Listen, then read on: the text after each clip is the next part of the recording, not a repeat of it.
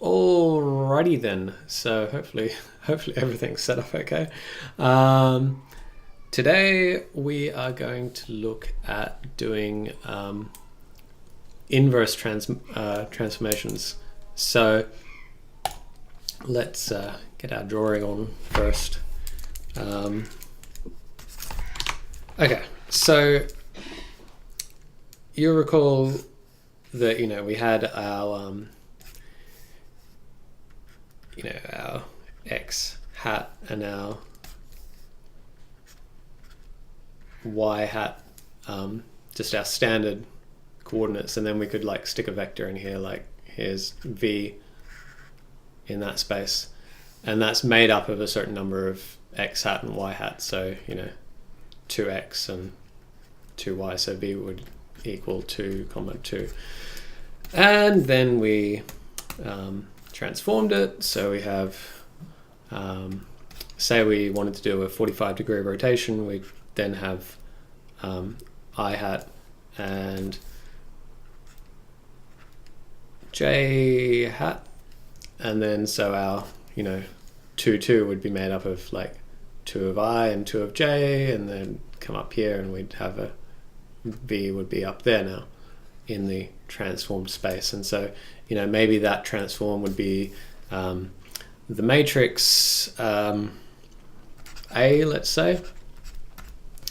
And so if you apply A to so like A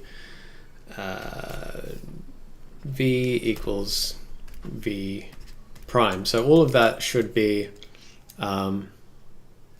straightforward revision. So with me so far? Yeah, other than the VA, that's you're just multiplying the vector by the A transformation, which has the translation data stuffed inside of it. Yeah, I remember this business. Right. That's right. So now, what if we have a point in this space, like let's just say here, and we let's call that Q prime, and we want to know where in this space it's going to be, like it's going to be Q, and we want to go back the other way. So what we want is the matrix that is A inverse, because then we can say Q prime times A inverse is equal to Q. So does that transformation make sense? Q prime, yeah, times the inverse matrix is equal to Q. Yep. Sure. So furthermore, what we could say about this is that to get, we want to figure out what this inverse matrix is. So we could say that, if we have some matrix A and we multiply it by its inverse, so we're basically going there and back there, so we're basically ending up where we started, that would be equal to the identity matrix. With me so far, yeah? Yeah. And cool. Intuitively, sure, it makes a lot of sense to do one thing and then you reapply it the inverse and you get the same thing. Yeah. So, okay. So, and then we can basically, this boils down to like A, B, C, D times E, F, G, H equals equals 1, 0, 0, 1, and we can sit down and we know these values, let's solve for these values. So we could do that maths, but we won't because it's hard. Okay. I was thinking it was going to be easy because you just take negative values, but apparently not. So you'll recall that this multiplication, it works like this. So we have a system of equations. So we have A times E, AE plus CF, F equals this value here, 1. And then da da da da da. We're going to have 4 systems of equations that, and hopefully I've got that the right way around, I think I do. We're going to have 4 systems of equations, and we have like an unknown here, and an unknown here, and we're going to have like, unknown, unknown, unknown, unknown, unknown, unknown. We're going to have 4 unknown values and 4 equations. Oh boy. And so what we know about, I'm not sure I've actually mentioned this, but it's sort of a thing that you just learn doing this. That is, if you have 4 unknowns and 4 equations, you can solve it, basically. In a like a linear system. And hopefully that makes like intuitive sense. I'm trying to think of what's like a quick example. Like if you have like A plus B equals 3 and A times B equals I'm just trying to think, like 2, you can do this rearrangement. You can start rearranging it like A equals bring that over there, so 2 divided by B, and then you can stick that in there, and you can be like what are we doing? We're doing A is 2 divided by B, so that would be 2 divided by B plus B equals 3, and then we can keep shuffling this around and solve for A and B. And right. I'm hand waving a bit of the algebra here.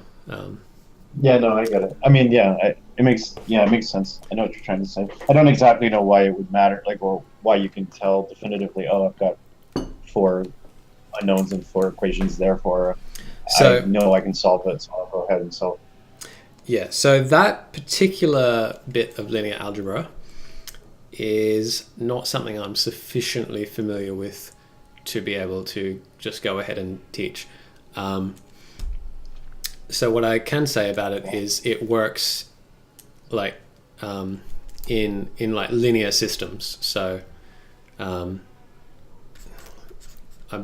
pretty sure this counts as a linear system. Certainly there's like techniques you can use if almost exactly this situation. If you have like a bunch of unknowns and you have a bunch of knowns in here, you can use various techniques to solve it. But that's sort of going into the mathsy side of linear algebra, which is like something that I've done, but it's not something I remember because you don't really use it.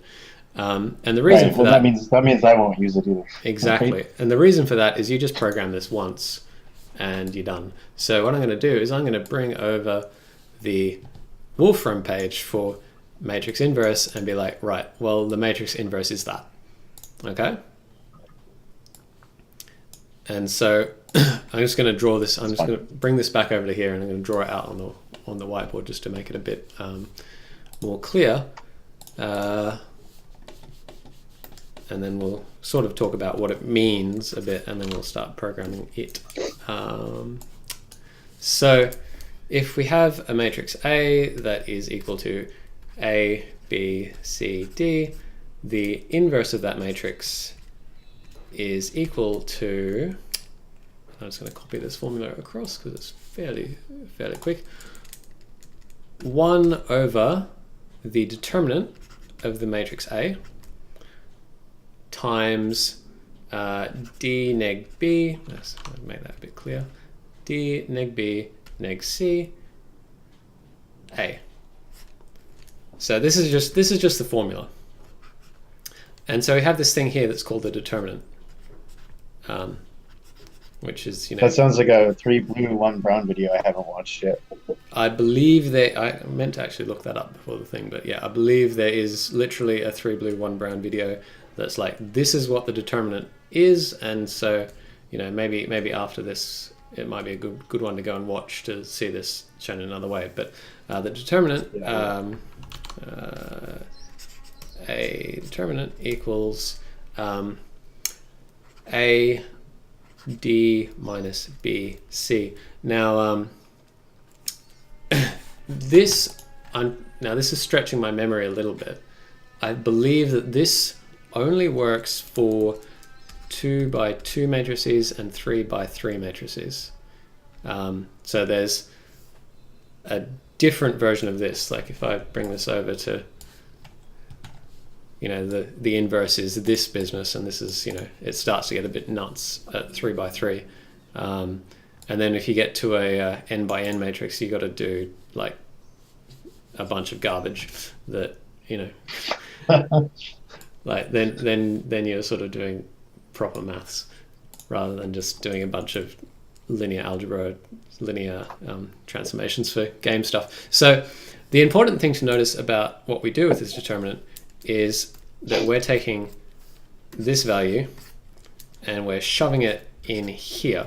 So hopefully you can already see that we're taking 1 over the determinant. So if that is 1 over 0, it means we don't have a inverse, because obviously, you know, can't do that. Right. And so thinking about this geometrically, and I'll try and improvise with the drawing a bit, but thinking about this geometrically, what it means to have 0 in the determinant is basically the case. So let's say we have a space that we've transformed somehow. You know, we've what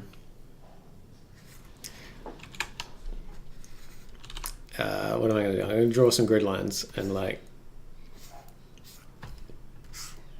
this is where the 3 blue 1 brown video comes in a lot better, because, you know, he can animate this stuff.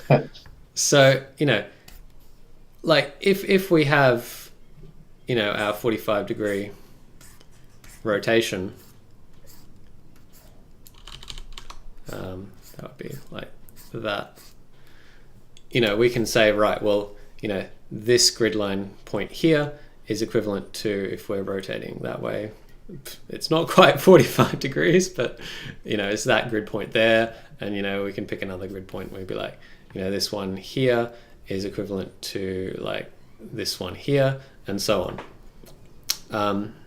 If we have a determinant of 0, what has happened is that grid structure has collapsed. So, for example, if we collapse that entire grid down to this, you know, it's like that, you know, this green point here that's like 1 there and 1 there, that's going to end up here. And this purple one, well, that's already on the line, so that's going to end up here. And if I make a new like red one that's, you know, down here, let's say, you know, it starts down here, we rotate it up around, and it's there. And then we collapse it onto this thing. It collapses onto this line and ends up at the same point as this green one. So because we've collapsed this space from basically 2 dimensions down to this 1 dimension, what happens is that we have this point here, and we would like to invert the transformation. We would like to go back to here and be like, you know, this point, is that here or is that here? It actually, you know, it's the inverse ends up being like all of the points along this line, and it's like, well, I don't know. It's not invertible. Right. Okay, so that's pretty much everything there is to say about inverse matrices. So you sort of see this thing happening in like 3 dimensions as well. So if you have like a, you know, your game world is obviously 3D space, and you're like, right, well, I'm gonna, or actually, this happens when people are using a 3D API to do 2D stuff, and they're like, right, well, I want to scale matrix. It's like I want I want it to be 3 times bigger on the x-axis, and I want it to be 3 times bigger on the y-axis, and I don't care about the z-axis. And it's like, okay, you're going to get like this 3 times bigger flat thing, and everything's going to get compressed onto the surface. And this works just fine until you go to like, right, now I'm just going to run an inverse on that, and I want to know, even though I might not care about the z-axis, I'm going to try and invert this and get like a, find out where I am in world space from like there. And because I've zeroed that out, my determinant is, garbage, and like in theory it's that entire line, but the maths that you would do will give you a 0 here, and well, nothing would happen. Like you'd get garbage results, and in practice, you get n out of the floating point thing because you divided by 0.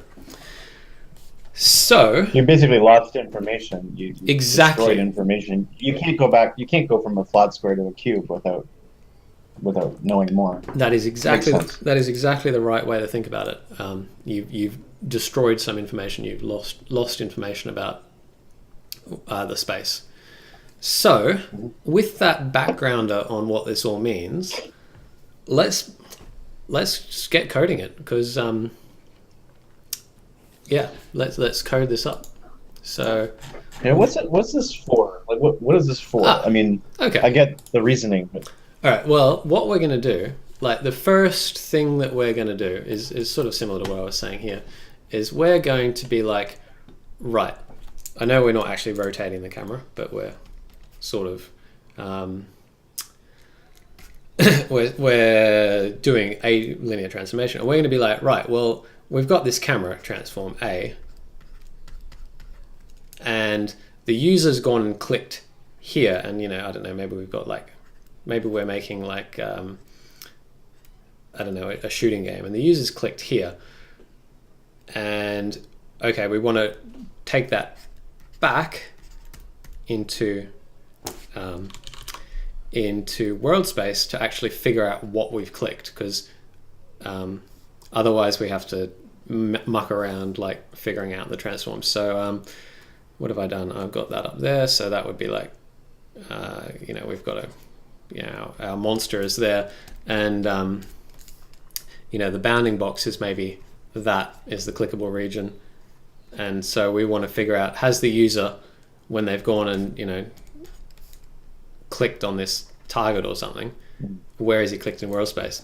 And the way what we're working towards today will be like, right, I've got the camera, and I just want to, we've got all those lines. So you remember we did line that are hard coded, but now we want to be like, right, well, I'm going to click here, and I'm going to click here, and I want a line to appear exactly where we clicked, but that's the actual representation of like the data we're storing is actually in this format. So it's the line's actually going to be here in world space, and then when we like change this matrix, because we're moving the camera around and stuff, that line will stay exactly where we put it. So that's going to be sort of the testing example, but often it's like target, did we hit a particular target, or that sort of thing is often what we'll want to use like this invert matrix operation for. Bringing back all kinds of nightmares about the editor and RTRU, all the trying to figure out if they clicked in the right spot, and when you're dragging and dropping stuff to arrange in the scene and so on. Exactly. I do remember that now. Yes. Okay, cool. So we're basically going to do that, and we're going to do it the right way. So let's go down to our transform 2D and start some programming. Let's start with the determinant, and I'm not going to worry too much about like performance or anything. We'll just code this out nice and big. So the first thing is public float spell determinant correctly. Determinant get and because I know that I have the resource up and you don't. I'm just going to type it in. AD no, actually I'm just like, our thing is the other way around, and you remember the stuff we had from our matrix is the other way around to the mathematicians' matrices, because we're doing the graphic style. So I'm just going to tell you what this is. It is, that's fine, M11 times M22 minus M21 times M12 times M21. It doesn't actually matter which way around that is. And all these brackets are actually not necessary, strictly speaking, either. So we've got our determinant. Oh yeah, that's right. That's that was the picture AD plus. Yeah, so this is, in fact, it actually doesn't matter which way around it is, because it's like, you can see it's, a cross shape, and it turns out to be the same thing, I think. Yeah, sure. I mean, mathematically, you can flip those around, sure. Yeah. I get that. Okay, so now we just need to do this part. So it's 1 divided by the determinant times this matrix. And obviously this is a scalar, so we're just scaling that matrix. All right, so let me get a matrix back. It's going to make an inverse property, right? So just keep in mind that, it's a transform 2D. Oh, right. Matrix sure. is another type. Yep. Yeah.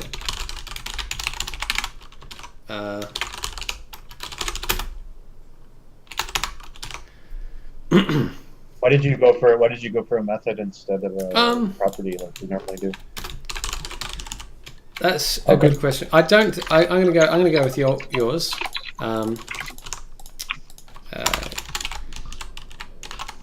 Because like I said, it's not actually a big deal about performance. I'm vaguely inclined to say. Hold on a second. Yeah. Isn't the property and method the same, because they both result in Calvert? Exactly. Yes, they table? do. So what I would say about that is the reason I go for the get inverse method call is basically, it's like, well, what we want to do is, if someone's up here, like, they've got a big list of things they want to invert transform, we want them to actually go and be like, transform 2D equals T dot,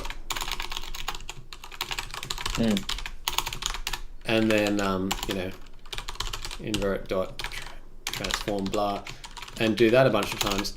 We prefer them to do that. What we want to avoid is a situation where they're doing like that, because if this gets repeated out a whole bunch, this get inverse is not something you want to do a whole bunch of.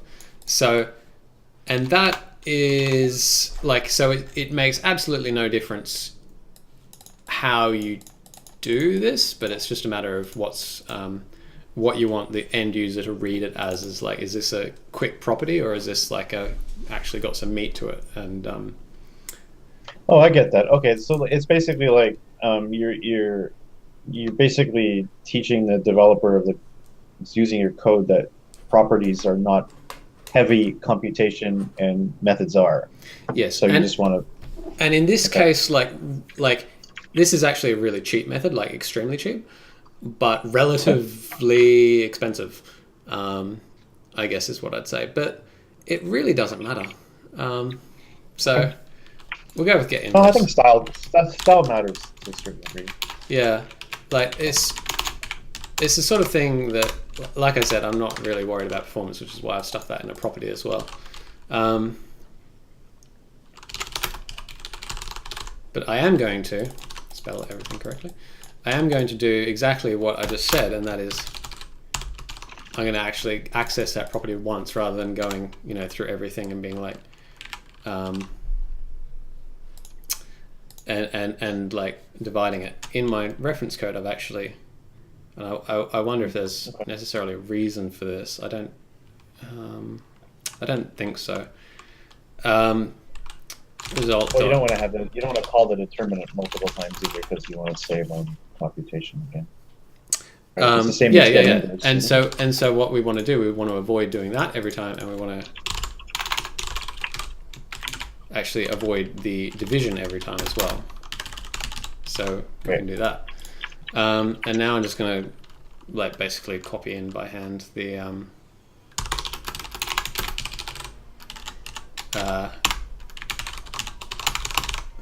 whole thing, because like, you know, otherwise we're looking at that diagram and thinking about it a whole lot. And so obviously when you like do something like this, you're like slapping stuff together and basically hoping for the best. You have to go and test this. So right, now we need to have a little talk about what we're going to do with the translation here. I mean, maybe we do this in steps. So let's test this if I just do that. But aren't you losing information when you do that? We still want to stuff that back in, don't we? Okay, well, yeah, you just want to show me how wrong it is, and we'll go from there. Well, gotcha. not even how wrong it is. I just want to I want to do the implementation in steps, because I want to make sure we got this one correct before we start looking at this one.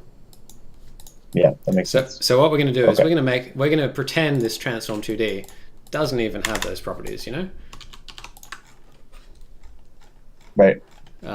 So let's scroll up to our draw method. And so what have we got? Let's run this and just see what we've got. We've got a couple of lines, and what we want to do, we can drag it around, but we don't want to do that because that uses the transform property. But we can zoom in and out. So let's use that as our quick test. And it's not an ideal test because there's no rotation in it. Actually, maybe, you know what? Let's slap a little bit of angle on this just so we've got a bit more test. So camera times transform 2D dot create rotation. Theta can be, I don't know, like 0.1 maybe? Is that sufficiently angular? Yeah, there we go. So ignoring the fact we can move it around, we've now got a bit of angle in there. So we're actually testing you know, all four values of the transformation, because otherwise we'd just be testing M11 and M22 are correct, because it's just a scale matrix in that case. But now we're testing all four values. So the way we're going to test this is like we have the mouse position, and so why don't we just draw? Let's get the inverse of the camera.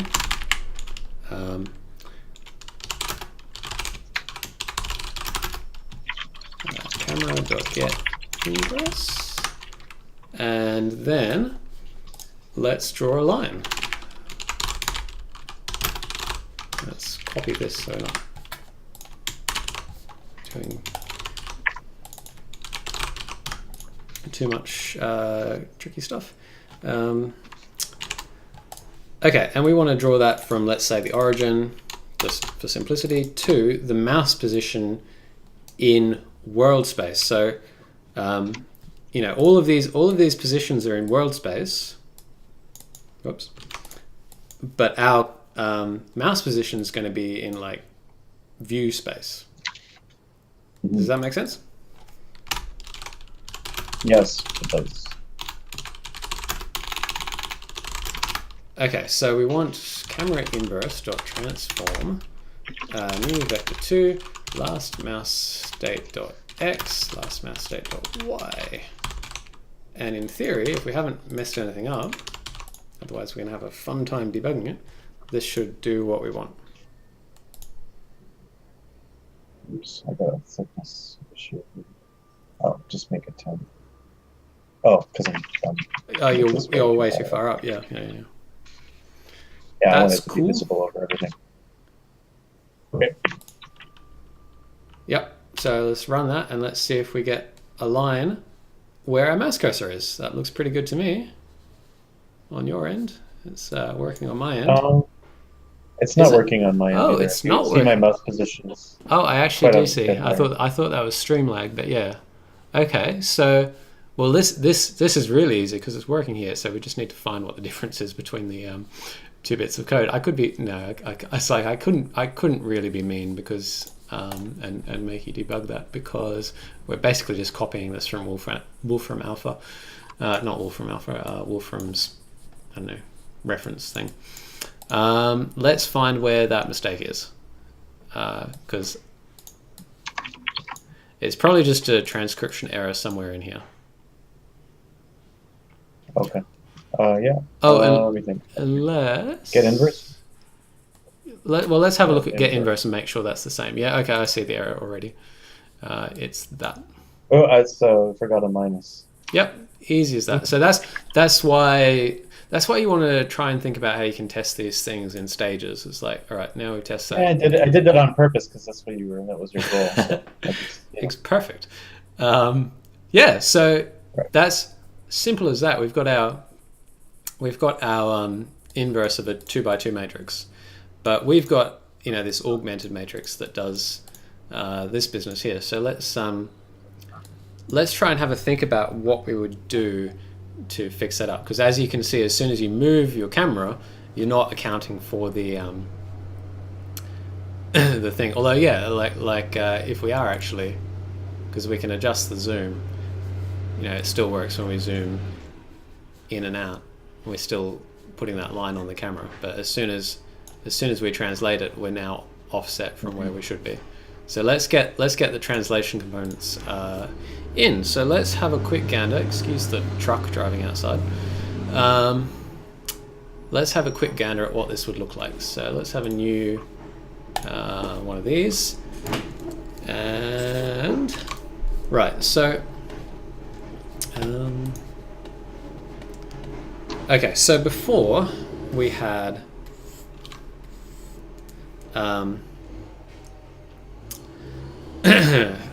so we all know, we have A, B, C, D, X, Y, which is equivalent to A, B, C, D, 0, 0, 1, X, Y, that matrix. So this augmented matrix is basically just a 3 by 3 matrix with like this column here. Ignored because it's always that value. So that's all stuff we covered the other time. Yep. And the other way to think about this is it's this. Let's get a better color that can actually be seen. It's this matrix. So let's call that A. Is the orange matrix. And let's call the red matrix or the green matrix, which are basically the same thing. Well, let's use the green matrix. Call that, I don't know, Q, just for fun. Okay, so what we have is Q is the equivalent of, actually let's call it, the vector V times Q is equivalent to V times A plus X, Y, the vector, which, maybe we call that T. Or T vector. Anyway, hopefully you get the idea there. Despite my scratching that out really quickly. So, yeah, so the vector T added onto that. So if we want to go the other way, if we want a inverse of this, it has to be is equal to V prime. So if we want to go the other way, it's like V prime is equal to where's my notes?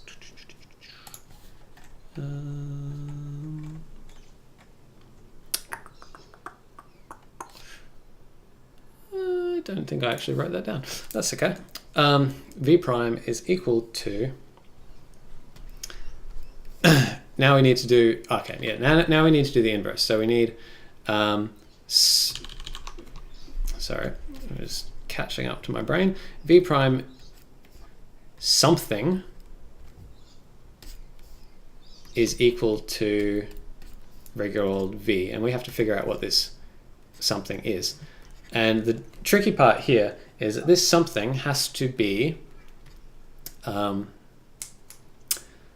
it has to go in this order. So what we'd like to do is, if we wanted to like rearrange that, is V A plus T equals V prime, and then we'd rearrange that and it would be V prime equals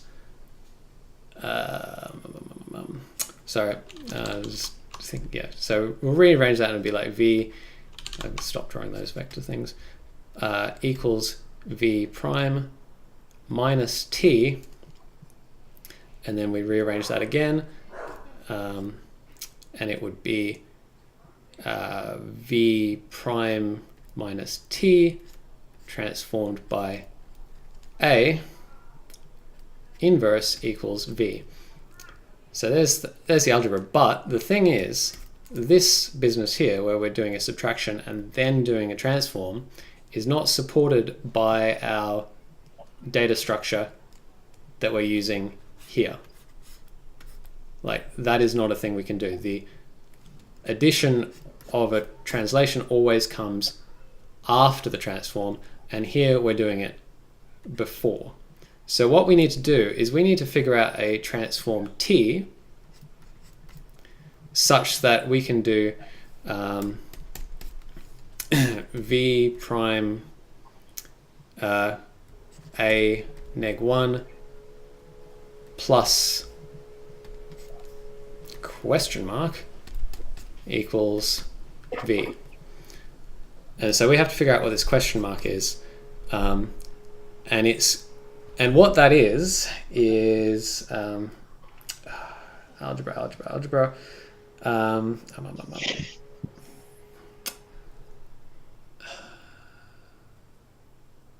Okay, and so what we're doing is we're taking this negative T, I'm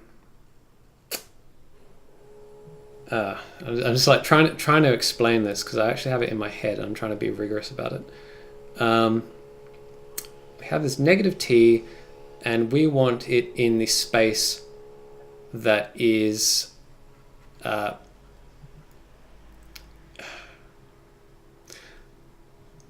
like what I'm trying to say is we're running it through this transform basically. That makes sense. Yeah, so because you're running V prime through the transform in the equation, so you have to run A or negative T through the transform to cancel it out of the bracket order. Exactly. So if we have, we've got X and Y prime, which I won't draw just for clarity, and we have a transform, say that this is T there, and maybe our vectors are I hat and J hat.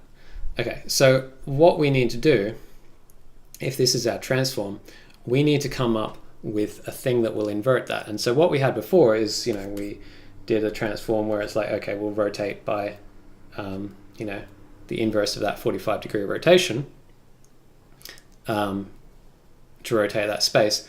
But now we need to get a point that's sitting like, so if our point was, say, here, what we're doing is we are rotating 45 degrees, so we're coming out here, and then we're adding on T. So we're ending up here. So that's V prime and that's V. Sorry, that's V. We have to do this inverse now, but we have to do it in the opposite order. Da-dum.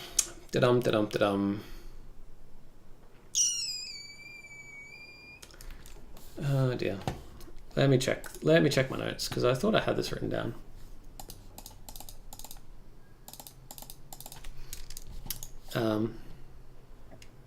Math is hard. Maths is hard. Maths is actually quite tricky.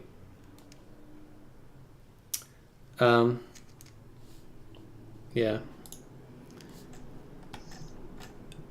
Like I'm almost positive that all you do here is you run x and y through this inverse. And where's transform? Is that M11? Yeah. But I mean, you have that. You drew that exact thing. That's what you're trying to do to negative t. But the inverse of the translation is going to be the inverse of a, or translated against the inverse of a. So everything. I mean, I think you've already, other than showing that rigorous part of it, you kind of got there already near the bottom. Yeah. So we know already that this is the inverse that we want here. So this is the inverse here, and that's going to be I hat, and so like I said, this is one of these awful things that it's like you develop it once, figure out the maths once, look up the maths once, and then it just sits in a method, and then you rarely have to touch it. So we know that this is the inverse I hat and j hat, because it has to be, because we have to rotate through 45 degrees. And then if our point is going from there, so we want our point to end up back there, it's got to go through 45 degrees. So it's actually going to be here.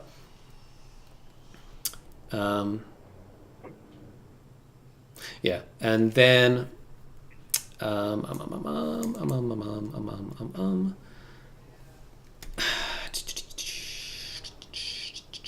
and then and it ends up there.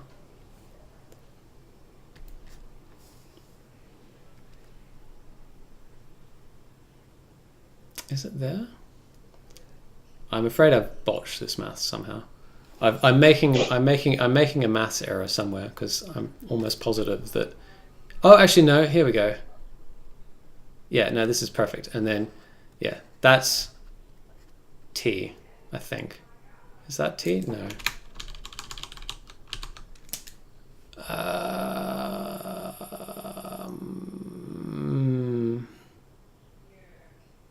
Because what I'm suggesting is it should be this rotated through 45 degrees, which would be like that,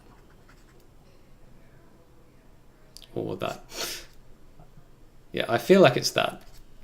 Anyway, all right. So this is something that I'm going to have to go off and actually check, because I'm not going to like sit here wasting too much time trying to do the algebra. Suffice to say, we have to work out a transformation that's equivalent to that. So we have to pass it through some kind of inverse, and I can just go straight ahead and copy in the correct thing, because I have it, and that is x is equal to the original x times m to 1 minus that's why my notes didn't make sense. Y times minus x times m to 2 times the inverse determinant. And then this one is, oops,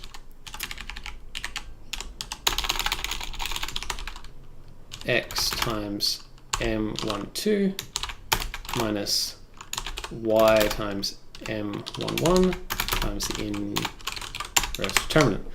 So, in theory, this is correct.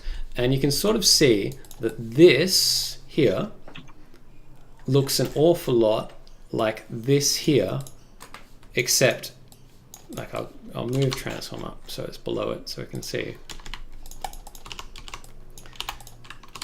It looks like this business here, except what we've done is we've taken this matrix here, and it's like M11, well, that becomes M22. And so that ends up there, and then M12 becomes like this negative, this one here, M12, and so that's that one there, and you can sort of see how this factors into here. So x is equal to, I'll finish this off actually, so we can look at the whole thing.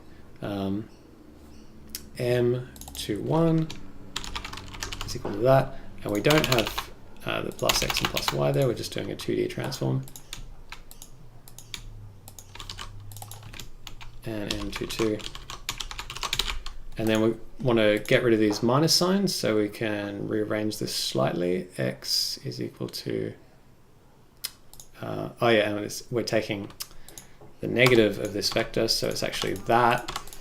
And then I'm going to stop doing this here, but I'm going to, can you take my word for it? If if we pull out these things here and we divide the whole equation by inverse determinant, if we multiply it by inverse determinant, because we take out those multiplications, can you take my word for it? This here is equivalent to this. Mm-hmm. So that's basically what we've done. We've just done the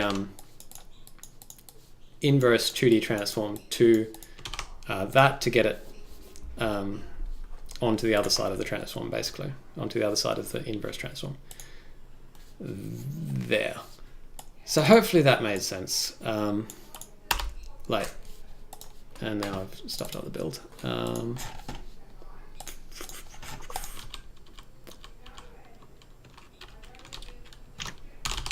Let's make sure that works. Okay. So now, just by entering that, in theory, it should work. So let's just test that works now. So we've got 1 point at the origin and 1 point tracking the mouse, even if we rotate and scale and all that stuff. Cool. So that is how you do that. And so we could go through and try and figure out exactly what the algebra is to do that. But basically now you have that, you just copy, if not that whole class, this inverse method into whichever project you're doing. And be like, right, well, this is how I invert one of these. I don't know where I got this from. I may have worked it out at some point, or I may have copied it from some internet thing. I can't even remember now. Because obviously that's what I do in my projects, is this get inverse method just travels around with me. Okay, so I've seen it. Let's just finish this out and say that what we'd like to do now is we'd like to draw these lines.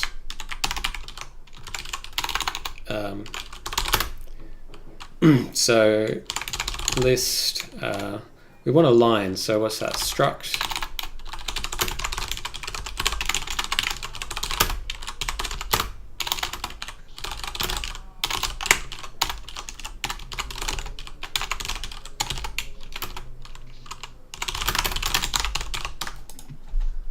why are you not giving me list? It's using system collections generic.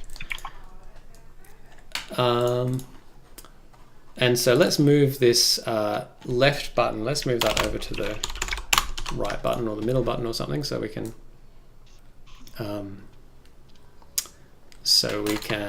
basically do the thing. And we want to detect mouse clicks, so if ms.left button equals button state.pressed, and let's just do this really quickly. Yeah, we'll just do it on click, and we can worry about, if we're so inclined, doing it about, on mass release, like, a nice GUI would be. Right. Okay, so we're clicking, and so we want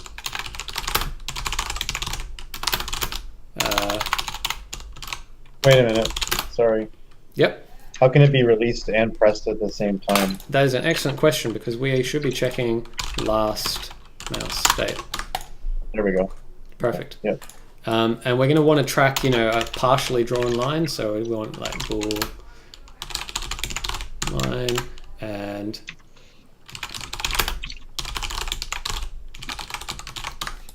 so if pending, if partial line,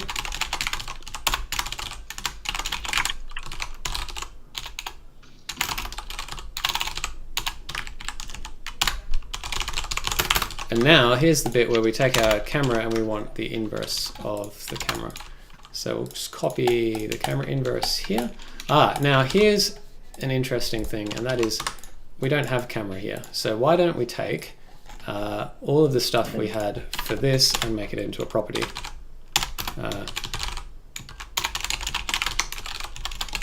And we could make it a get method for the same reasons as we did before as well, if we were so inclined. So we'll copy all that and stick it in there.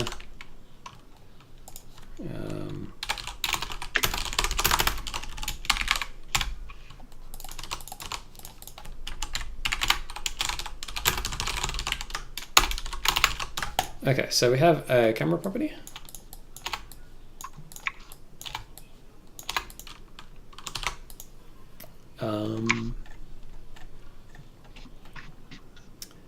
Let's see, so we've got pending line start. Oh yeah, so now we need to get rid of that and make that, just grab it from the camera property. And maybe we will make that get camera actually, because that's another reason you want to make methods instead of properties, is otherwise you end up in a situation where down here we're going var lowercase camera equals uppercase camera, and like that's just not very nice to read, because yeah, like you're differentiating on just the case of that letter. And I used to write a lot of code like that, and I still do to a certain extent, but it's not good.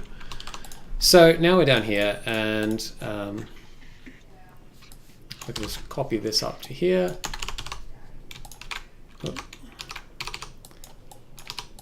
And now let's make use of our thing. So the pending line start is equal to, and we can actually copy mouse world position as well.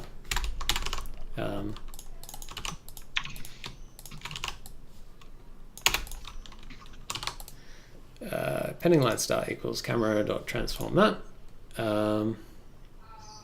I think that's correct. And then, so if we've already got one started, we're up here, and that would be partial line equals, that would become false. And we would want to say lines, let's say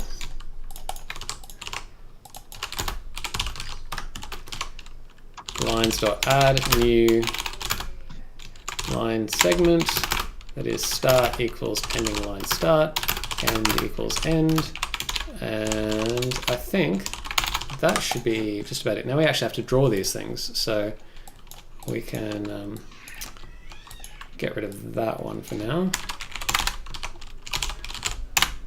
Now have I jumped ahead? Make it stop. We're nearly done. We're nearly done.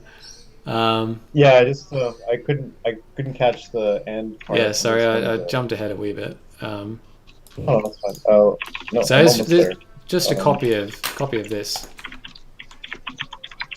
We should probably get one of those clipboards sharing doodads. Yeah, that would be really good if we had some way to share editors or clipboards or something. There's a thing for that. I know. So in fact, while we're while we're up here, looking at this code, we can sort of see, and we won't do it just yet, but we can sort of see, okay, we've got, here's a line of code that's the same as this line of code. And when you start doing this a lot, you end up with these exact lines of code. And like, I think maybe you might have been able to, I know I saw this a fair bit on River City. I didn't necessarily bother too much to try and sort that out, but you might want to start looking at, compressing this down. So it could be pending line start equals camera dot inverse transform. So you could take this get inverse and this transform and like compress that down into a single method that calculates that in a single step. So that takes a bit of algebra to do. You'd take this and almost do exactly what I did there. You copy that up and you'd make like inverse transform, and then you'd like take that and stick that in, take that and stick that in, take that and stick that in, and so on. So you could do that in one step. And then you might say, like, you remember our input dot mouse position we had on River City that like just give me the mouse position. Like I don't want to worry about tracking it or anything. Right. Maybe you might leave it there. I think we had a fair bit of this. I know I have a lot of this in my code, and might be in River City as well. So we changed that so it takes just takes a point rather than a vector as well, like as an overload. So you can do that, and then maybe like at this point it's maybe where you would stop, but you could make that an overload, camera dot get mouse position, and then that could go off internally and do stuff, and that would probably be like if you were doing a whole lot of UI code. So that sort of gives you a flavor for how you might start compressing that down. But for two instances that are right next to each other, we won't worry. So we'll come down here and be like for each line, there's it, for each their line in lines, let's draw them.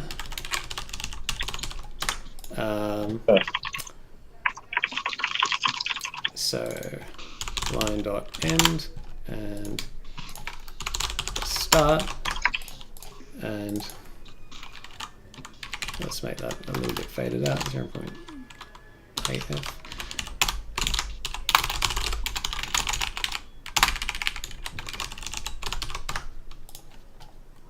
Whoops. We're not done yet. You want to do some visual treatment for pending line starting. So, yeah, because we might have a line that's in progress. We have this. Why is that? Well, you made pending line start a vector. You're talking about partial line. Ah, yes. Good call. Okay, so we have this mouse position. We have this partial line. So yeah, pending line start. So those two names aren't necessarily ideal because obviously I forgot them halfway through coding. But so now we have this thing, and in theory, if we've done it, sorry, I've jumped ahead. So I just copied down that code we had before. You're grabbing the. Okay, I see. I got rid of the inverse because I thought we were. Yeah, sorry. We still need it. Oh, yeah, we still need it. Yeah, that's why I just commented all that out. Because that's a handy thing to do. Like when you're fiddling around and experimenting, is like just do a pass at the end. Is like, okay, I haven't used that for a while. Maybe we'll delete that. But these other things that we're like still working on, keep them around and comment it out until we're And if you're using version control, maybe that's the point at which you'd like go through and just do a quick pass to clean up the function, fix up these names that are not that good, and so on. But while you're experimenting, just being messy is great. So in theory, we should be able to start drawing lines. Kaboom! Oh, I must have done something down there. Oh, okay, that's all right. What have we got? Check again. The end is normal. Oh yeah. That's awesome. Easy. That's easy fixed. All right, let's see here. All right, so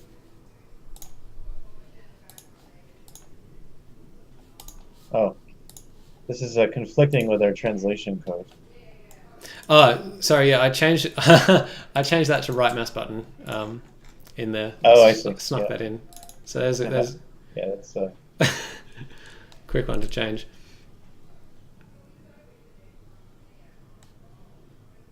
oh yeah, of course. And I guess, if you wanted a more serious sort of editor experience, you might eventually move that to the middle button. So now we have that, and we can like translate around and add some more lines and so on. I don't know why it's being so slow. So that's really interesting that it's lagging out for me, I think.